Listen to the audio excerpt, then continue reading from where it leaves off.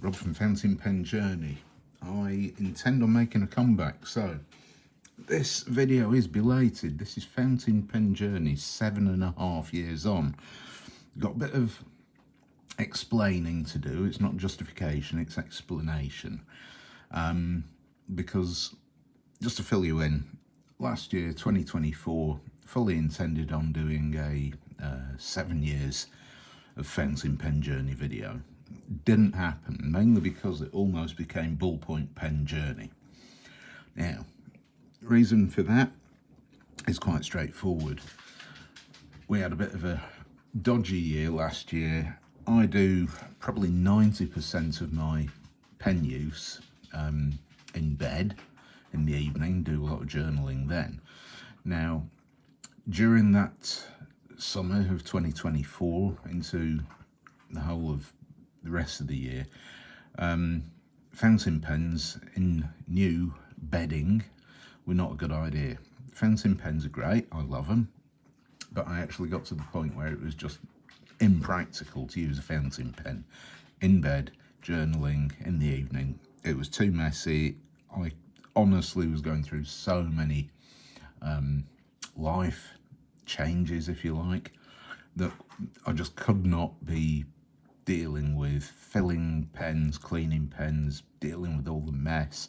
It was just something that I did not need in my life, and for that reason I actually started using ballpoint pens. Now, that came onto a realisation. I enjoy writing, I enjoy journaling, I enjoy using writing implements, i.e. pens. In this tray we have a selection. Reason for that is this is my current writing implement selection. Now, I'm saying writing implements over fountain pens because there are some mechanical pencils in there, some fountain pens, some ballpoint pens. I could not be bothered dealing with the faff that is fountain pens. Now, I know that I'm just about to lose half a dozen subscribers with that single comment. However, one thing that this whole hobby has opened up to me in the last 6-8 months is that writing implements, doesn't matter what it is, enjoy it, use it, enjoy it. All the rest of the good things that we do with our pens, doesn't matter whether it's a fountain pen or what, it's whatever happens to be most usable.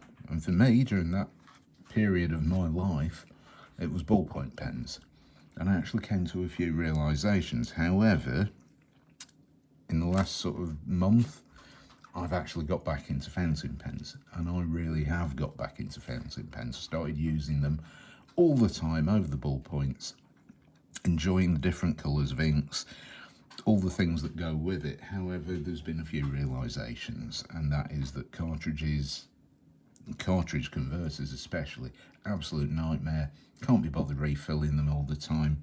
So it's things like this TWSBI Eco. It's just a plain old black TWSBI Eco. You can see it's inked up with Waterman Harmonious Green in there. I really enjoy this pen. Really, really nice, simple pen to use, large ink capacity.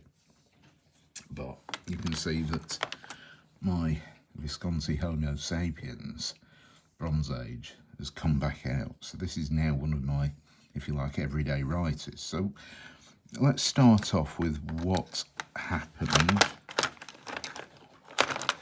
This happened.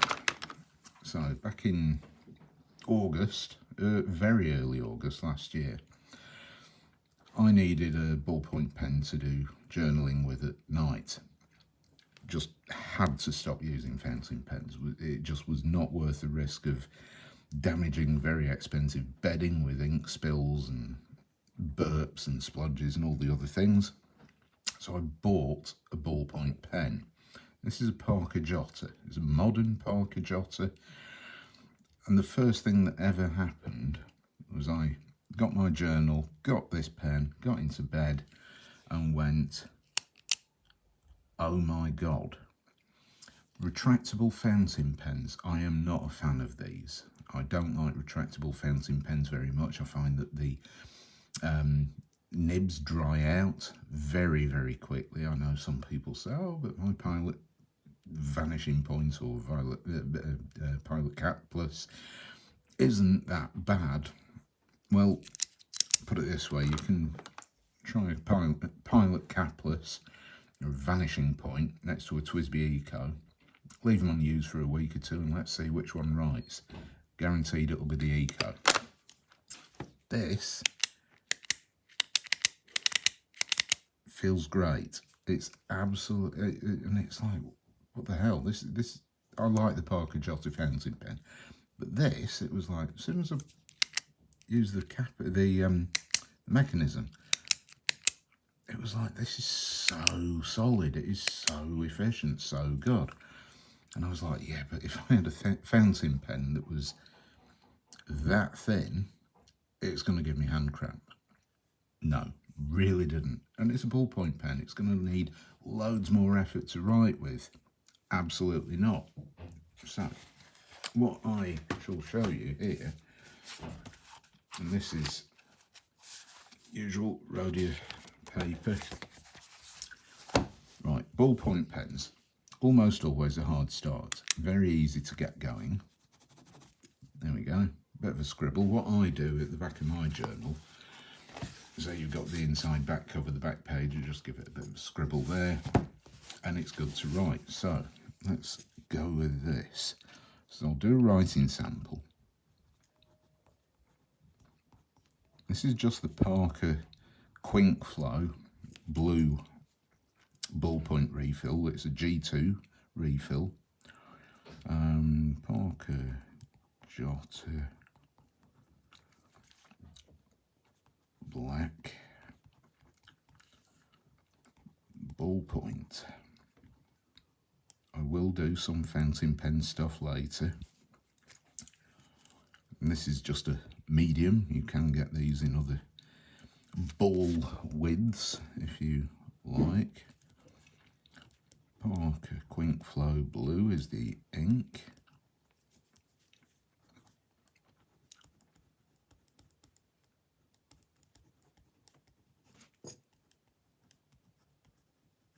And in my true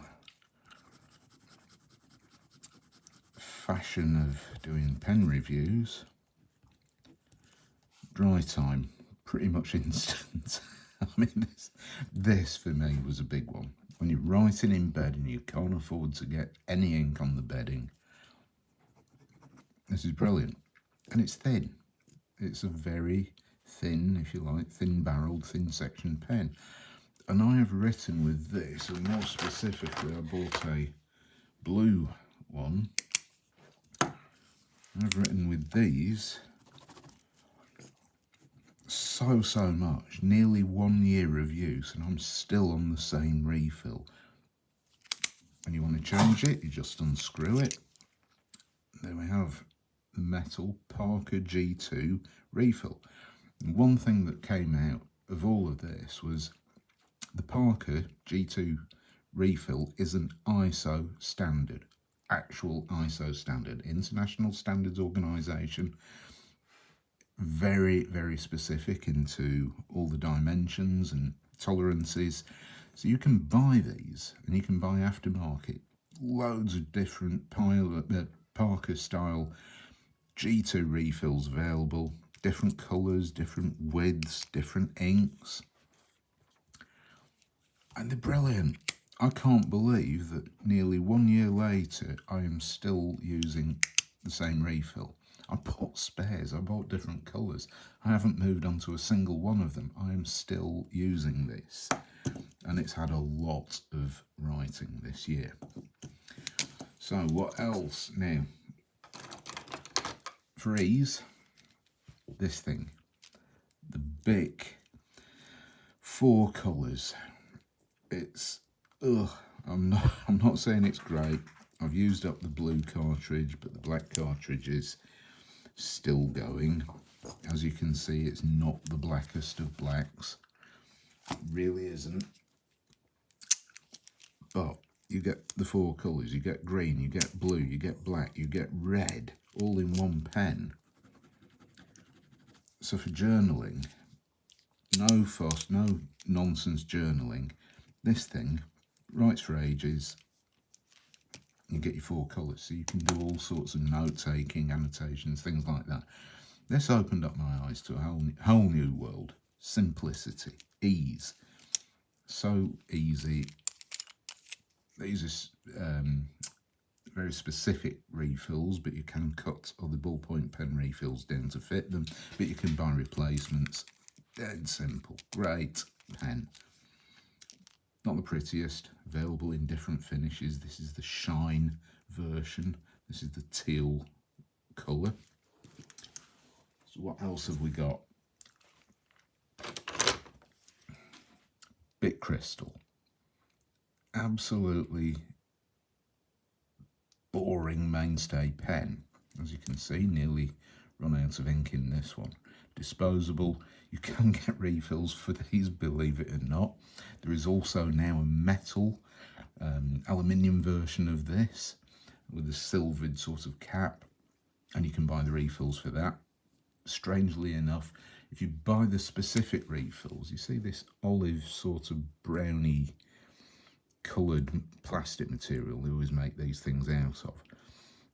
The Bic Crystal, this is the Bic Crystal Renew, which is the aluminium bodied version, has matching black or blue to match the ink nibs, if you like, ends. Funnily enough, they are extortionately expensive. They're a few pounds each, whereas you can buy a box of 50 Bic refills for these Crystal Renews for about 12 quid. It's absolutely crazy. How do I rate this pen? Well, obviously it's not great, but I'll give it a bit of a thing. It writes. It's surprisingly effortless. It's not the blackest of blacks. Oil-based. Doesn't really smudge. Leave it a minute. It's definitely not going to smudge. And I actually really got converted onto that. Started watching on YouTube Unsharpen. That guy does an awful lot of other writing implement reviews. He talks about ballpoint pens. It's about the only channel on YouTube that actually talks about ballpoint pens, which is quite surprising. Seems to be that ballpoint pens are so common, everyone ignores them. However, when I started to look into this whole thing, I love the Lamy 2000. Here's one of my Lamy 2000 fountain pens. Love it, writing with it at the moment. However, there is also ballpoint Lamy 2000. Not as clunky as the Parker Jotter, and I actually don't like Lamy inks. This is a specific refill. This is not a Parker style. This is a Lamy proprietary ballpoint refill, and I don't find it particularly nice to write with, which is a real unfortunate thing because I actually love the design of the 2000 Lamy 2000. Oops, ballpoint fountain pen. Love them. Absolutely love the design. And I'm not going to go into huge amounts of detail on a load of ballpoint pens, but I will just state that I started to find things like this. Kaweco All Sport Rose Gold. I have the fountain pen version. I wanted a ballpoint pen. You know what? Kaweco do a rollerball version. Virtually identical, but it's a rollerball. Nice, wet, smooth, dries quickly, and it's the same basically. It's just not the fountain pen version. I'm not having to refill it, so it became practical. Other things that caught my eye. There we go. Lamy All-Star. Another rollerball. The Lamy refills for the rollerballs are better usually than the ballpoint pens. I have got, this was a Cult Pens mistake. They sent me a rollerball version of the Dark Lilac, I want to say, All-Star. don't find this writes very well at all. I think Lamy have had to change their rollerball refills. As you can see, between that and that, big difference. This does not write well. Lamy Ion, another pen that I really like. This is the deep dark green, or dark green. Oh, can't remember, there we go. There's a twist to expose the rollerball. Nice weighty metal pen. I was tempted last year by the dark green Lamy 2000 special edition. Came out, saw the price, absolutely not justifiable. And I was so upset, I was like, right, sod you Lamy, I'm going to buy a different one. And I bought the dark green Ion ballpoint pen. Very happy, very similar. Great. So, really happy with that. However, moving on. This thing. Special edition Narvala Halloween for 2024.